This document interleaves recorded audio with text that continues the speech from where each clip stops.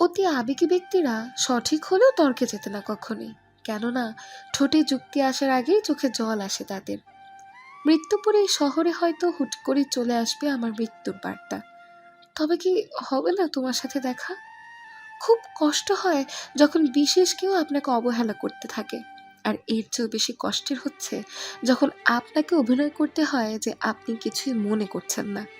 বর্তমানে মানুষ সত্যবাদীকে বলে বোকা, আর মিথ্যেবাদীকে বলে বুদ্ধিমান। অপেক্ষা হলো শুদ্ধতম আজকাল ভালোবাসার একটি চিহ্ন। সবাই ভালোবাসা মুখে তো বলতেই পারে, কিন্তু সবে অপেক্ষা করে সে পবিত্র ভালোবাসা প্রমাণ করতে পারে না। আজকাল একা থাকতে ভালোই লাগে। আজকাল কাউকে বিশ্বাস করতে পারি না সহজেই। আজকাল নিজের কথা কাউকে বলাই হয় না। আজকাল চুপচাপ থাকতে পছন্দ করি। আজকাল কিন্তু সবাই অপেক্ষা করে খুঁজে বেরোয় নিজেকে। আজকাল আর কাউকে বেশি জোর করি না। আজকাল আবেগে ভেসে যাই না। ঘষে মেজে মুখটা নয়, মনটা সুন্দর করো। অনুভূতি, ভালোবাসা, মায়া এসব যত কম প্রকাশ করবেন, আঘাত করার সুযোগ মানুষ তত কম পাবে। মানুষের জীবনে সব থেকে বেশি যে জিনিসটার প্রয়োজন তা হলো ধৈর্য। খুব ভালো সময়েও ধৈর্যের প্রয়োজন, খুব খারাপ সময়েও ধৈর্যের প্রয়োজন। ধৈর্য হারা হলেই সর্বনাশ। সত্য প্রেমে রাগারাগি বেশি, মিথ্যে প্রেমে হাসাহাসি বেশি। ঠকে যাওয়া মানুষগুলো কখনো কাউকে ঠকায় না, কারণ তারা জানে ঠকার যন্ত্রণা কতটা কষ্টের। জীবনটা এমন কেন? যার আছে তার সবই আছে, যার নেই তার কিচ্ছু নেই। যে পায় সে সব পায়, যে পায় না সে কিছুই পায় না। এটা কি জীবন, নাকি ভাগ্যের লিখন?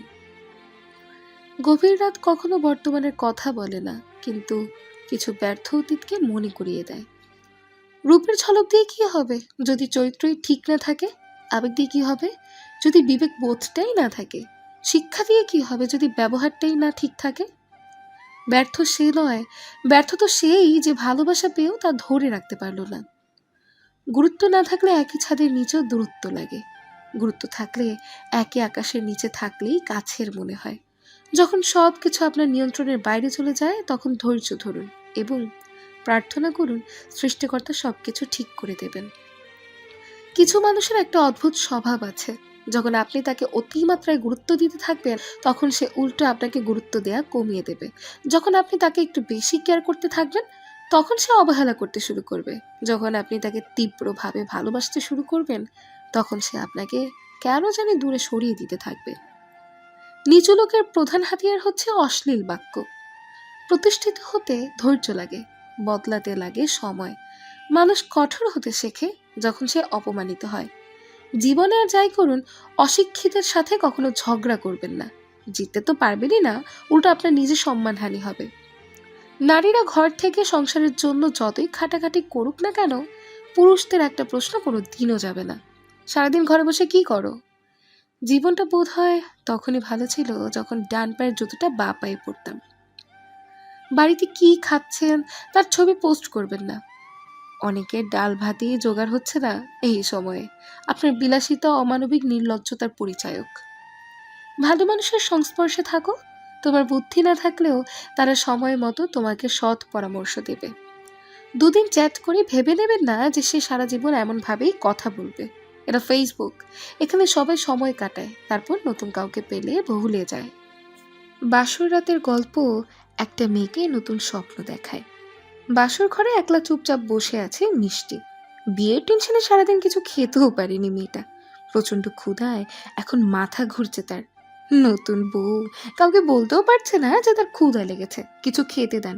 লোকজন ভাববে বিয়ে করে বউ ঘরে তুললো নাকি রাক্ষস, আসার আগেই খাই খাই করছে। ভাবিরা আগেই বলে দিয়েছে বাসর রাতেই নাকি বিড়ালটা মারতে হয়, অথচ মিষ্টি 1 ঘন্টা হয়েছে এই বাড়িতে এসেছে। বাসর ঘরে তো দূরের কথা, এই বাড়িতে কোনো বিড়াল আছে বলে মনে হচ্ছে না তার। রাত 12টার দিকে তার স্বামী আকাশ ঘরে ঢুকলো, ঢুকেই দরজাটা লাগিয়ে দিল। মিষ্টি চমকে উঠল। তার হঠাৎ মনে হলো বাসর রাত নিয়ে বান্ধবীর বলা কথাগুলো কি তাহলে সত্যি? অজানা আতঙ্কে আবার বুকটা কেঁপে ওঠে মিষ্টির। দাদি বারবার বলে দিয়েছে স্বামী ঘরে ঢুকলেই পায়ে হাত দিয়ে সালাম করতে। মিষ্টির ইচ্ছা করছে না, তবুও সালাম করতে গেল। পায়ে হাত দেওয়ার আগেই আকাশ তার হাত ধরে বিছানায় বসিয়ে দিল। মিষ্টি মনে মনে ভাবল, হায় রে, সালাম করার সময়টুকুও কি সহ্য হলো না? না, মিষ্টির সব ভুল ভেঙে দিয়ে আকাশ বলে উঠল, এইরকম মোটা শাড়ি পরে আর কতক্ষণ থাকবে? এটা খুলে অন্য শাড়ি পরো। এই বলে অন্য রুম থেকে একটা সুতির শাড়ি এনে দিল মিষ্টিকে। মিষ্টিকে শাড়িটা চেঞ্জ করতে বলে আকাশ রুম থেকে বের হয়ে গেল। এরপর যখন রুমে আসলো তখন আকাশের হাতে অনেক ধরনের খাবারগুলো টেবিলে রেখে বলতে লাগলো, আর বলো না, তোমাদের বাড়িতে যে খাবার দিয়েছে লজ্জার কারণে সেগুলো কিছুই খেতে পারিনি। আকাশের কথা শুনে মিষ্টি ফিক করে হেসে ফেলল। সেই রাতে তারা 2টা পর্যন্ত বারান্দায় বসে গল্প করলো। সেই রাতটা মিষ্টির জীবনের সবচেয়ে সুন্দর একটা রাত ছিল। বাসরাত সম্পর্কে মিষ্টির যে ভুল ধারণা ছিল সেটা ভেঙে গেল। ওই দিন আকাশদের সংসার সম্পর্কে অনেক বিষয় নিয়ে কথা হলো দুজনের। সে রাতে মিষ্টি শুধুই শ্রোতা, যা কিছু বলার সব আকাশই বলেছিল। শোনো মিষ্টি, কালকেও তুমি শুধু একটা মেয়ে ছিলে, আজকে তুমি কারো স্ত্রী, কারো সংসারের বউ, কারো ভাবি, কারো যা, কারো চাচি, কারো মামি। যেহেতু বিয়েটা পারিবারিক, তাই আমরা একে অপরকে জানার সময়ও কম পেয়েছি। তবুও যেহেতু আমাকে তোমার বর হিসেবে মেনে নিয়েছো, সুতরাং আমাকে তোমার যোগ্য মনে করেছো। আর আমাকে যদি তোমার যোগ্য করে কেউ গড়ে তুলে থাকে, তাহলেও আমার বাবা মা। আমি চাই তুমি তাদেরকে সম্মান দিয়ে চলবে, তাদেরকে নিজের বাবা মা মনে করবে। আজ তাদের বিয়ে প্রায় 2 বছর হতে চলছে, অথচ কোনোদিন সামান্য সময়ের জন্যও সংসারে কোনো মনোমালিন্য হয়নি, কোনো অশান্তি হয়নি। আর হবে বা কি করে? এই ব্যাপারে মিষ্টি খুবই সতর্ক। যেমন তরকারি রান্না করার সময় লবণ ঠিকঠাক মতোই দিতে পারে মিষ্টি, কিন্তু সে ইচ্ছে করে তরকারিতে নিজে লবণ দেয় না, তার শাশুড়িকে ডেকে এনে লবণ দিয়ে নেয়।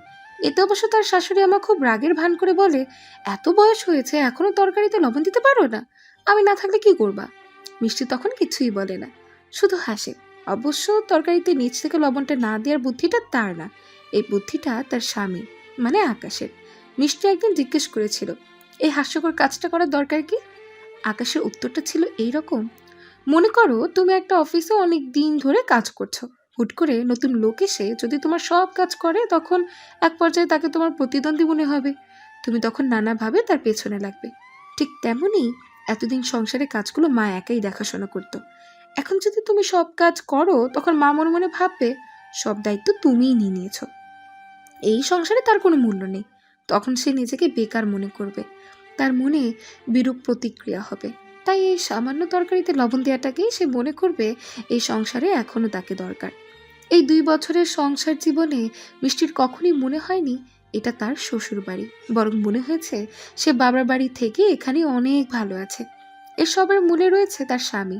সে শুধু স্বামী নয়, একই সাথে বন্ধু, পরামর্শদাতা, সব কিছুই। কেমন লাগলো কমেন্ট করে জানাবেন। ভালো লাগলে পেজে লাইক দিয়ে সাথে থাকার অনুরোধ রইল। ধন্যবাদ।